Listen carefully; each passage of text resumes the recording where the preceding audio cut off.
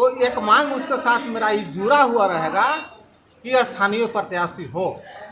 यदि राष्ट्रीय जनता दल भी हम मेरी मांग को मानने में नाकाम होती है तो हम लोग स्वतंत्र होके वैश्य समाज, अति पिछड़ा समाज एक जगह बैठेंगे और वर्वल के 2 विधानसभा में एक विधानसभा वैश्य समाज लड़ेगा, दूसरा विधानसभा अति पिछड़ा समाज लड़ेगा और 45% वोट के सहारे 1,10,000 वोट के सहारे हम लोग बिहार विधानसभा में चुनाव लड़ेंगे। और आशा है कि जब 1,10,000 वोट मेरे साथ रहेगा, अन्य वोट भी मेरे साथ जुटेगा और हमारा दोनों सीट बिहार विधानसभा में जीत के जाएगा। और जीतने के बाद अत्यंत पिछड़ा जाति और वैश्य समाज के जीत जाएगा, लेकिन विकास पूरे अरवल का होगा। अरवल में बहुत सा कमियां है, उसको हम लोग दूर करने का प्रयास करेंगे। आप मीडिया को बहुत बहुत धन्यवाद। एक सवाल है सर, जब जब चुनाव आता है तो उसका चेहरा लोग, जो क्षेत्रीय लोग जानता है, उसको चेहरा उसको नहीं नाम जानता है, नहीं उसको चेहरा जानता है, नहीं उसको घर जानता है। अचानक उसको इंडिया दो दल है, अचानक उसको टिकट दे दिया जाता है, यहाँ से जीत के चुनाव जाता है और वो पब्लिक से बात करना पसंद नहीं करता। वैसा प्रत्याशी को लिए क्या कहिएगा? देखिए, इसमें हम खुल के बोल रहे हैं जी, दल कोई भी हो, चाहे एनडीए गठबंधन हो, चाहे राष्ट्रीय जनता दल का गठबंधन हो, मतदाता को जागीर समझ लिया है, पैराशूट से उम्मीदवार भेजता है और मतदाता मजबूर है। हम लोग कभी कभी बातचीत में कहते हैं कि विधायक तो आप ही चुने हैं, लेकिन विधायक हम चुने कहाँ? विधायक तो पटना और दिल्ली वाला नेता चुन के भेज दिया। हम तो मजबूर हैं कि जो कैंडिडेट नॉमिनेशन करेगा उसी कैंडिडेट में किसी को हमको वोट देना है। हम तो मजबूर है। तो राजनीतिक दल या अपने आप को मतदाताओं को जागीर समझ लिया है या वैश्य पिछड़ा समाज इसको भी नकारेगा।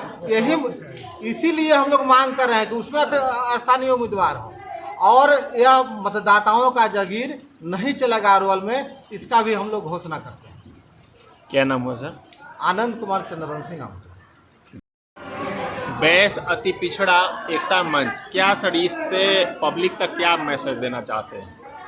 वैश्य और अति पिछड़ा समाज दोनों राजनीति का वंचित समाज है। राजनीति में हम लोग वोट देते हैं, लेकिन राजनीति में जो अधिकार होता है वो हम लोग के नहीं मिल पाता है।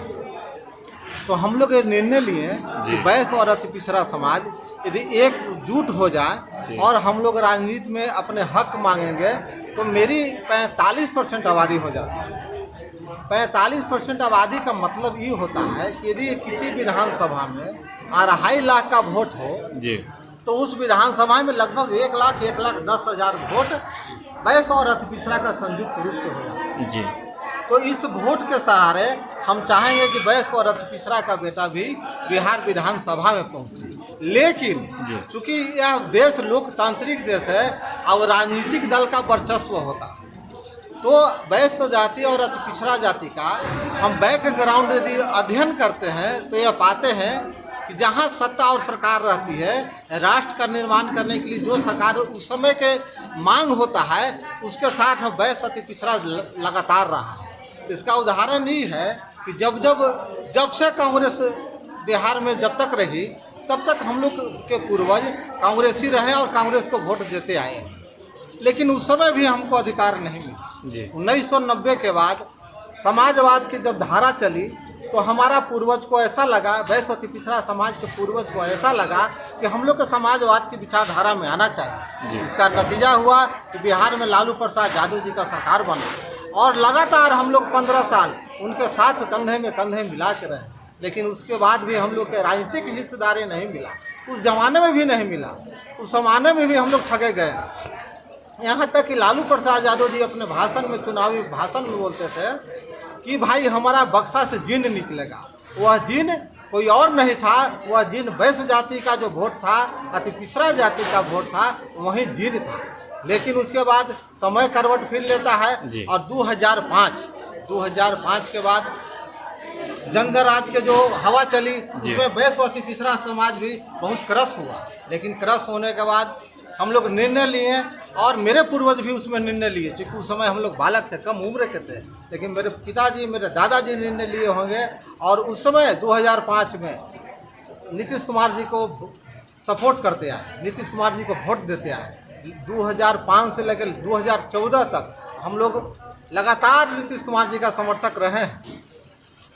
पंचायती राज में हिस्सेदारी मिली, इनके सरकार में कि लाभ मिला कि हम लोग के राजनीतिक में छोटे स्तर पर तो लाभ मिला, लेकिन बिहार विधानसभा लोकसभा में हम लोग की हिस्सेदारी न के बराबर है।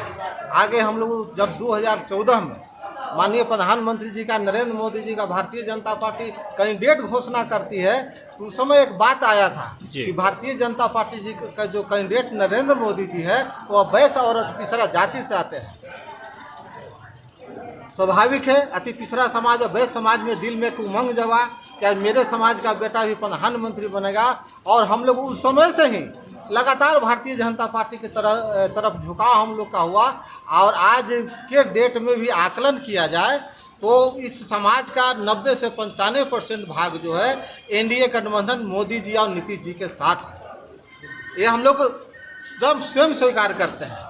अब सवाल आती है कि हमको फिर विधानसभा में हिस्सेदारी नहीं मिल रहा है, तो हम लोग तय किए कि हम लोग सबसे पहले एनडीए गठबंधन के शीर्ष नेतृत्व है भारतीय जनता पार्टी जनता दल यूनाइटेड के जो शीर्ष नेतृत्व है, उसे अरवल विधानसभा के 2 जो सीट है कुर्था और अरवल, उसमें किसी एक सीट पर हम लोग अपनी मांग रखेंगे और उनसे आग्रह करेंगे कि एक सीट हमको दीजिए, बाकी अरवल के जहानाबाद अगल बगल और औरंगाबाद के जितने भी सीट है हम लोग अति पिछड़ा वैश्य समाज आपको मिलके मजबूती प्रदान करेंगे। यदि ऐसा नहीं हुआ तो हम लोग चूँकि 15 साल राजद के भी शासनकाल में वोट देते आए हैं, तो एक मौका उनको भी देंगे अपने मांग को मानने के लिए, क्योंकि पक्ष और विपक्ष का वोट में जीत हार में बहुत बड़ी भूमिका होती है।